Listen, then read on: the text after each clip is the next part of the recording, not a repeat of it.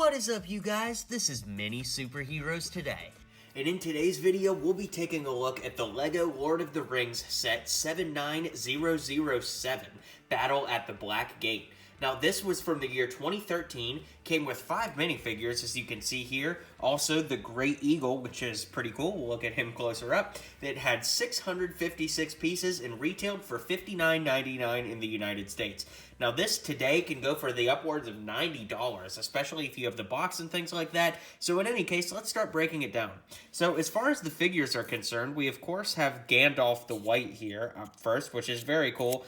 The hairpiece is amazing. Then, of course, easier said than done, right? If you can pull that hairpiece off, it's kind of rubbery, as you can see. It's very tight on there. But, well, yeah, I'm just going to say whatever. There's a face on the other side that is a little bit more angry, but as you just saw, it's hard to get off. Of course, this was still in the era of the papery capes, which I love, and he's got great torso printing on there too, which you can see as well, so that's a great figure. After him, we'll take a look at Aragorn, which is an amazing figure. And something very cool about him is that he has a double-sided cape, which is very rare, especially for LEGO papery capes. Obviously, a dark red on the inside and black on the outside. I used this on my Thor custom from Infinity War a long time ago. The hairpiece is great, that longer brown hair, kind of the Winter Soldier look. You can see both sides of the head there, and then just some amazing, amazing torso and leg printing that really accents the figure all together, even a little printing on the back there. Now, we do have these Mordor orcs here. Both of them are the same, but one has a helmet, and of course their weapons are different, so you can see what these guys look like here. Pretty great looking army builder type figures. And then, of course, we've got the Mouth of Sauron here, which is awesome. The headpiece is so creepy, too. I mean, it's definitely accurate to the movie, but it's just a horrifying figure. And the headpiece is actually kind of rubbery. You can see it kind of is malleable there in my hand. So, very cool looking figure there.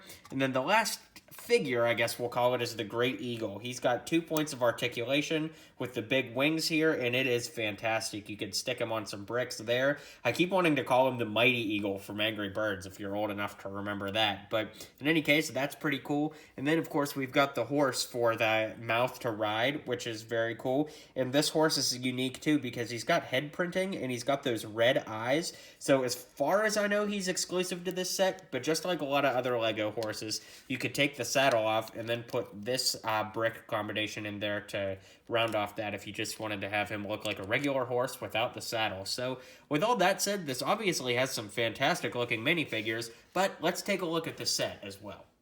So as you can see, the 650 odd bricks that are in this set make it so large that it actually takes up the majority of my camera. But one thing I do want to say is cool is it's actually built to be like a modular sort of thing. So let me show you what I mean by that. These stones on the side, man, is that tight on there, but these stones on the side actually come off, and you could build these into their own stone structure if you want, like by clicking those together. But the idea is that there's also these Technic pins, the hole in pins there, and then the pegs built into this side, so that if you bought multiples of this set, you could actually like line them up, which is very cool. Now for a $60 set, that is really quite expensive to do, but it is a cool idea nonetheless. So as far as the play features go, there is this little door here that opens up. Let me move the camera down so you can see it. This door here opens up where, of course, you could have somebody crawl through. And then when we spin this around on the back side, there's kind of like a prison cell here. And that can be opened with this Technic pin that you see here. So see how that pushes the door open when you push that down? So that's pretty cool. And then inside, there's like a skull and a little bone there. And one annoying thing is that the bone doesn't secure to anything. So you just set it in there and hope you don't lose it along the way.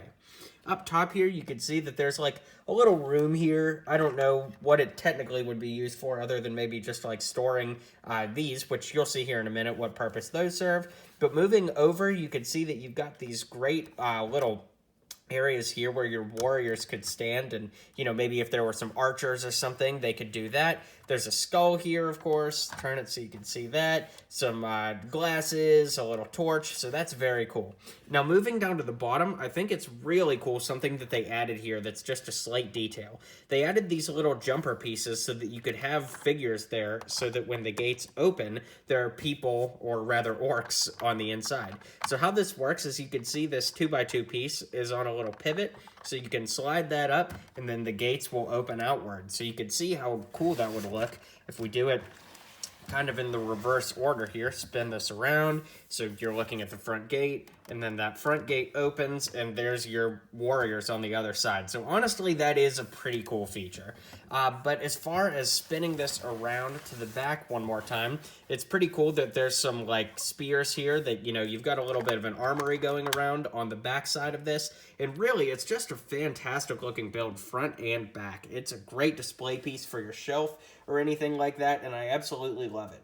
Now, there is one more play feature that I'll need to adjust the camera and move it upward a little bit to show you, and that, of course, is up in this tower here. There's this little, I guess it's like a catapult piece that's on a swivel piece like this, and you just tap that down and it throws out some, I guess it's like a stone or something. I don't know what it technically would be classified as, but that's what I was saying down here. There's two more of them, so it's kind of like an armory for up top. But I do like these rubbery spike pieces, and there's a really unique build method where these go on a little 2x2 with a peg sticking up, and it uses Technic pieces to connect all that together. So just something kind of interesting.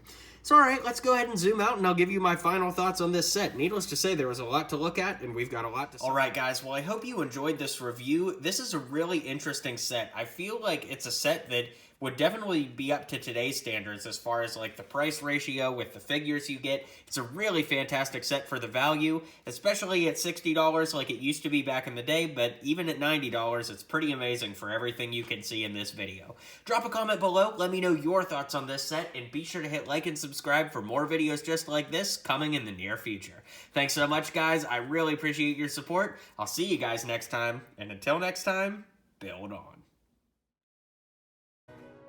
If you liked what you saw and you liked what you heard, feel free to click that subscribe button for more LEGO content coming in the near future. So, thanks for tuning in to today's video, and until next time, build on.